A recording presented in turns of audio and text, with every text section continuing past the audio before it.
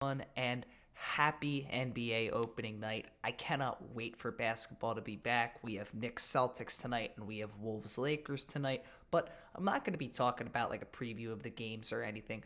I'm going to be talking about all of the contracts that were signed yesterday. We saw a bunch of people from the 2021 draft class get major extensions, and I want to go over all of them today.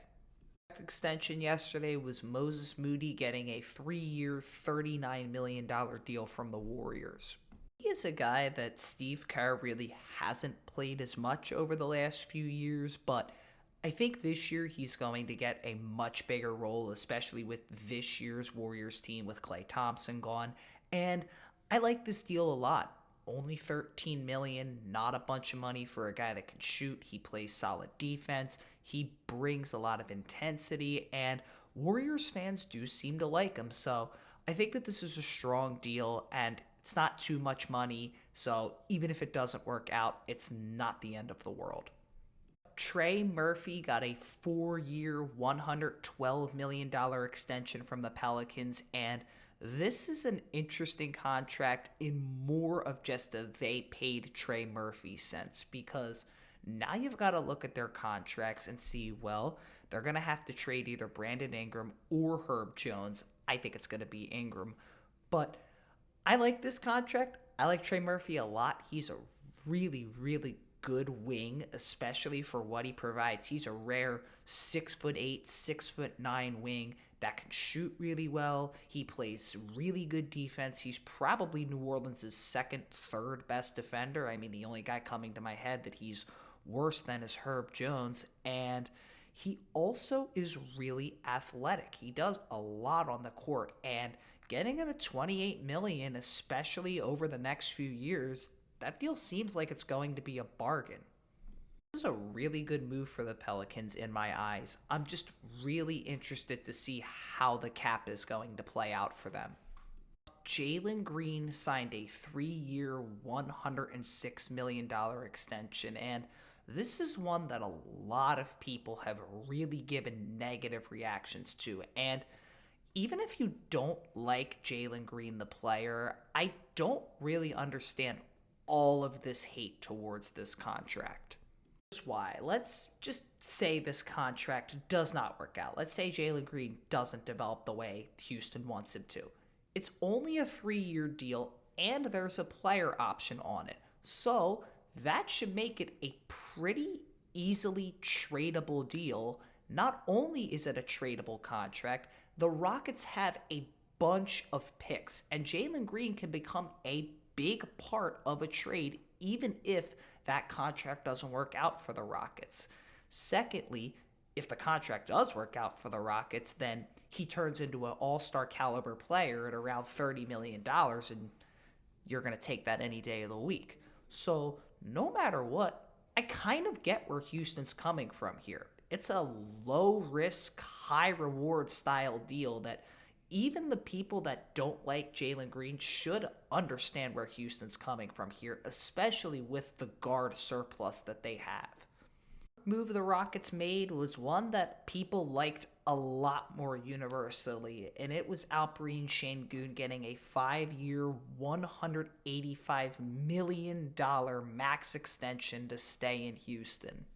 A lot of people call this contract an underpay, and I kind of agree with that sentiment. Sengun's coming off of his breakout year last year that was unfortunately cut short due to an injury, but he is an all-around strong player that has the potential to become a superstar in a few years. His scoring, really well. He's a great down-low player. His playmaking, especially as a big man, is sensational. And he is coming off of the best defensive season of his career last year, which was something a lot of people were concerned about, but he did a pretty solid job on the defensive side of the ball.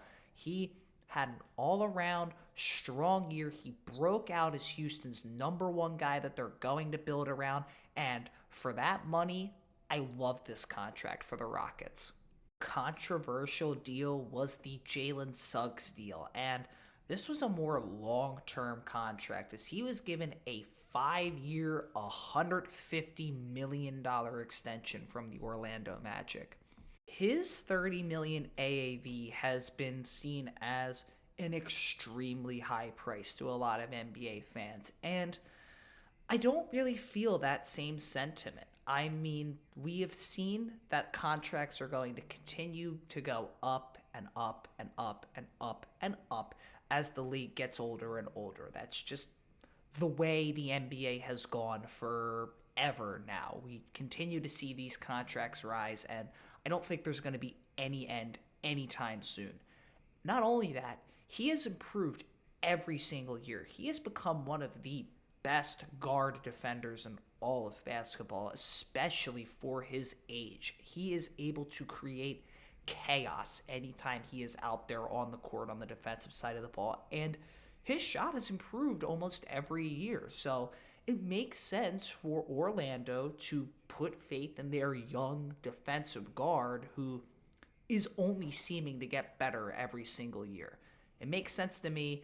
I get the AAV is high, but we're going to look back in a few years and just be like, okay, that's a good contract, or that's a normal contract.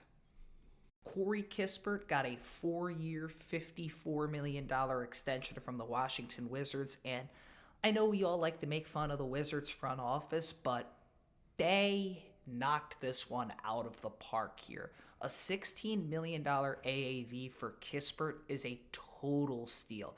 He is a great shooter, both off the dribble and in catch and shoot, and not only that, he is one of the best cutters in the entire league.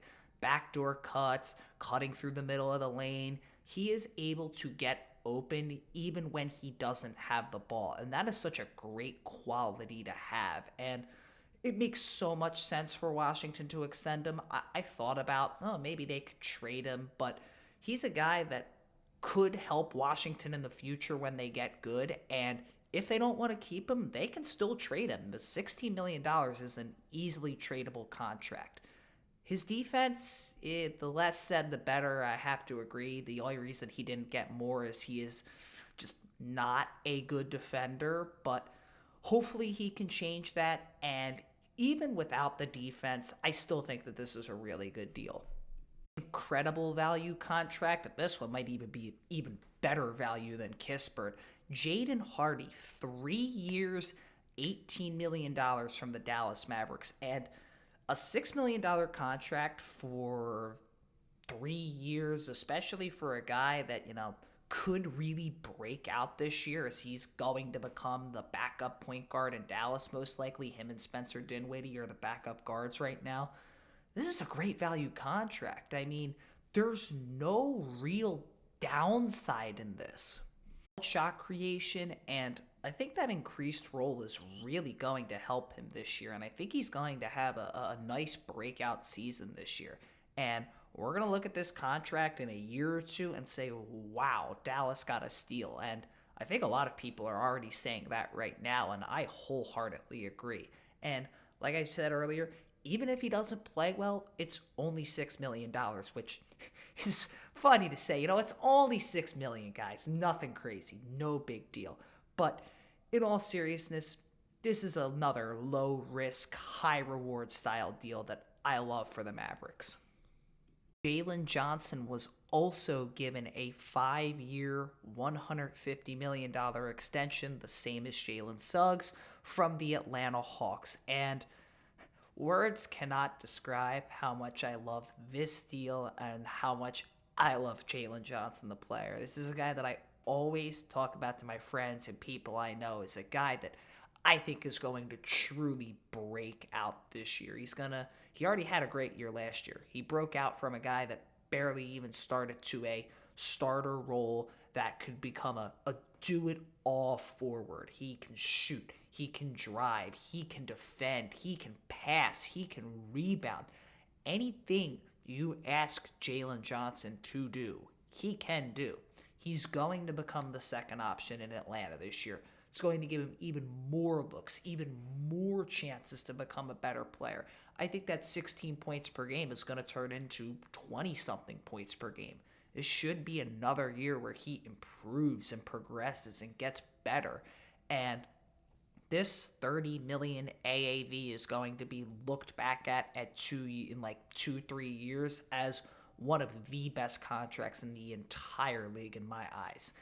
If I haven't said it before, I'll say it again. I love Jalen Johnson. He's an awesome player, and please, if you guys do fantasy, take him. Trust me on this one. Dynasty, 1 year, doesn't matter. He's going to ball this year. 4-year, $133 million deal. And this is clearly what the Nuggets were pivoting to after they lost Kentavious Caldwell-Pope. You could tell they were keeping that money for something. And it was for the Aaron Gordon extension. And I don't know about this deal. I like Aaron Gordon. I like him a lot. I think that he is a perfect fit for the Denver Nuggets, and he does exactly what they need to do, and he has such amazing chemistry with guys like Nikola Jokic. All of that is true, and with Denver trying to compete for a championship, it makes sense to make that deal. You got a 1, 2, 3-year window. Why not try and maximize it? However, I am a little worried about the back end of that contract. Will he be able to keep up this production and keep up this level of play over the next few years? Or is he going to gradually get worse as time progresses, and will that fit become less good? It's a move that you pay for the chemistry. You know how well he fits next to Jokic right now, and you got to make the move to try and win now. But I'm worried about the back end of that contract. The 8 contract extensions that were signed yesterday. It's a pretty busy day in the league. And with NBA opening night tonight, I cannot wait. I hope we all have fun watching the games. They should be 2 really good ones tonight. I'll be back tomorrow to recap both of those games. I hope you guys have a great rest of your day, and God bless.